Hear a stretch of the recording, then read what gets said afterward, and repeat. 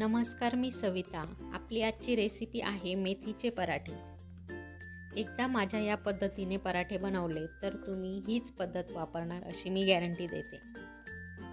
चॅनलला नवीन असाल तर आत्ता सबस्क्राईब करून घ्या, कारण अशाच प्रकारच्या साध्या सोप्या आणि चविष्ट रेसिपी मी रोजच अपलोड करत असते. इथे मी एका मिक्सरच्या भांड्यामध्ये 1 वाटी मेथीची भाजी, लसूण, जिरे आणि हिरव्या मिरच्या, त्याचबरोबर थोडंसं पाणी टाकून याचं वाटण करून घेणार आहे.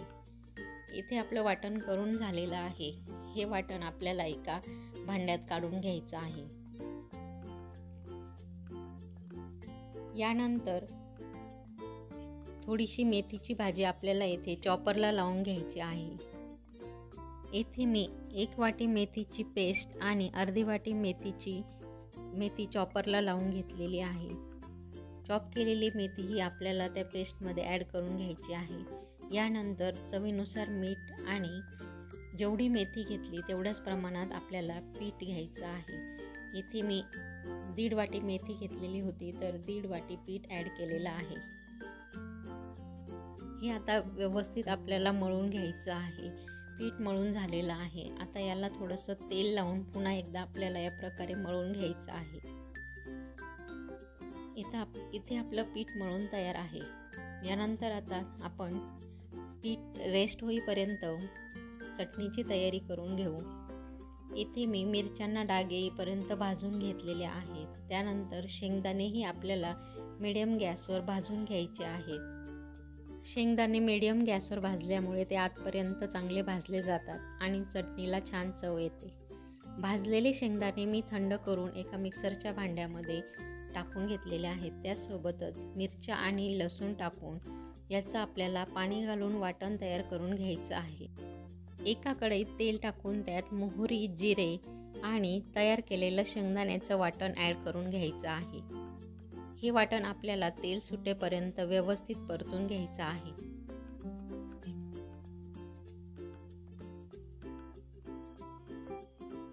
यानंतर आपल्याला यामध्ये पाणी ॲड करून घ्यायचं आहे. तुम्हाला जेवढी चटणी पातळ किंवा दाटसर हवी असेल तेवढं तुम्ही पाणी ॲड करून घेऊ शकता. यानंतर मी चवीनुसार मीठ टाकून यावर कोथिंबीर टाकून घेतलेली आहे.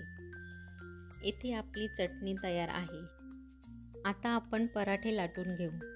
येथे मी भिजवलेल्या पिठाचा एक गोळा घेतलेला आहे आणि हा पराठा आपल्याला पोळीप्रमाणेच तेल लावून लाटून घ्यायचा आहे.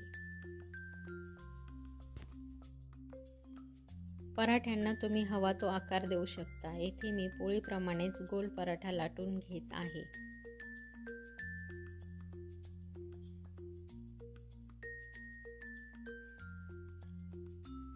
इथे आपला पराठा लाटून तयार आहे.